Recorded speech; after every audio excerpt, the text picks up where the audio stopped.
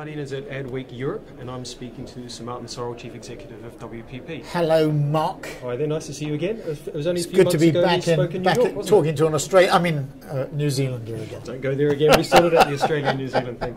But speaking of Australians, yes. You were speaking to Robert Thompson, yes, head of NewsCorp. and Australian as well. Well, I'm intrigued. About a year ago, you mentioned that Google was about to overtake NewsCorp Which in they its have. entirety. Has that happened? Yes.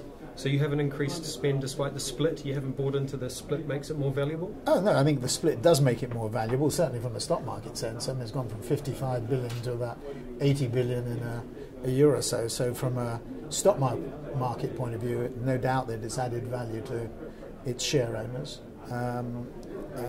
So I think it's been good, but you know, you can't fight the tide, and the tide is that newspapers and magazines, if you look at the data, you look at the Group N data, the newspapers and magazines have lost about they've lost about 25% of their share since 2006. Well, last 8 years or so.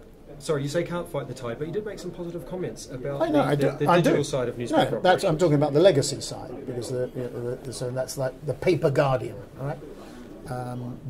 Not pay per Guardian, the paper Guardian, and the paper Guardian obviously has issues in terms of attracting advertising revenues, because consumers are spending more time online. Particularly with the rise of smartphones and mobile, they're spending more time online than they are offline, and there's a generational shift. I mean, it's the trite thing to say, but you know, we all say about our kids and our grandkids, you know, boring everybody. But you know, when you see those films of 6-month-old babies sort of flicking at newspaper because they don't. Yes, yeah. I mean, it is.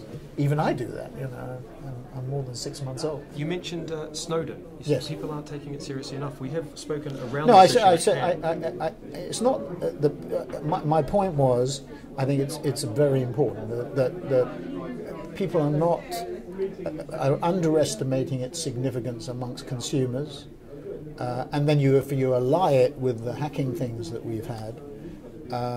And because there are two issues, as we said in the thing. One was, you know, the privacy issue, and then there's a security issue. And I think if you solve the security issue in a way, you solve the privacy issue, because people know that their data will be secure.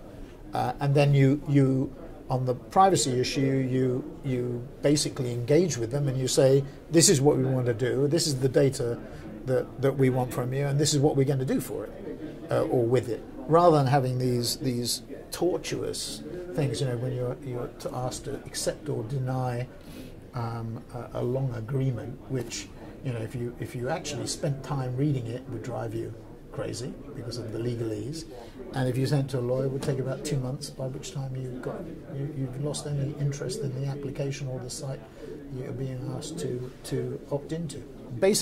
Don't underestimate the impact of Snowden, or indeed some of the hacking issues that we've seen in America. Although Thompson seemed to say it was a bit sensationalised, didn't he? Wasn't it one of his last? No, I don't think he was sensationalised. I think what we were saying was, I mean, the revelation that Huawei had been hacked by NSA sort of brings a little bit more balance into it.